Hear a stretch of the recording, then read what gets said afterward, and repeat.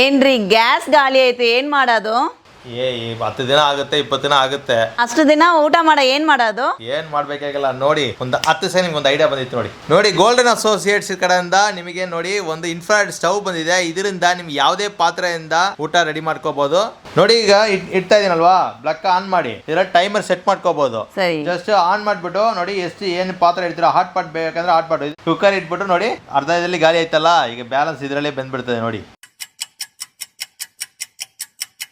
Whistle ಬಂದಿತ್ತು. Next ಇದು ನೋಡಿ ದೋಸೆನ ಹಾಕ್ಬೋದು. ನಿಮ್ಗೆ ಮನೆಯಲ್ಲಿ ಟಿಫನ್ ಐಟಮ್ಸ್, ಲಂಚ್ ಐಟಮ್ ಇದರಲ್ಲೇ ಮಾಡ್ಕೋಬಹುದು. ನೋಡಿ ದೋಸೆ ಹಾಕ್ತಾ ಇರೋದು ಬೇಗ ಆಗುತ್ತೆ. ಹೌದು, ದೋಸೆ ಆಯ್ತಲ್ಲ. ಈಗ ಚಪಾತಿ ತೆರೆಸ್ಬಿಟ್ಟು ಇದರಲ್ಲಿ ಹಾಕ್ಬಿಡಿ. ಇದರಲ್ಲಿ ನಿಮಗೆ ಕುಕ್ಕರ್, ಅದೇ ತರ ನಿಮಗೆ ದೋಸೆ ತವ ಇಟ್ಕೋಬಹುದು, ಮಣ್ ಪಾತ್ರೆ ಇಟ್ಕೋಬಹುದು, ಸಿಲ್ವರ್ ಪಾತ್ರೆ ಇಡ್ಬೋದು, ಅಲ್ಯೂಮಿನಿಯಂ ಪಾತ್ರೆ ಇಡ್ಬೋದು. ಯಾವುದೇ ಪಾತ್ರದಿಂದ ನೀವು ಕುಕ್ ಮಾಡ್ಬೋದು. ಮನೆಯಲ್ಲಿ ಏನ್ ಪಾತ್ರೆ ಇಟ್ಕೊಂಡ್ರೆ ಅದರಿಂದ ಈ ಇನ್ಫ್ರಾರೆಡ್ ಸ್ಟವ್ ಕುಕ್ ಮಾಡ್ಕೋಬಹುದು.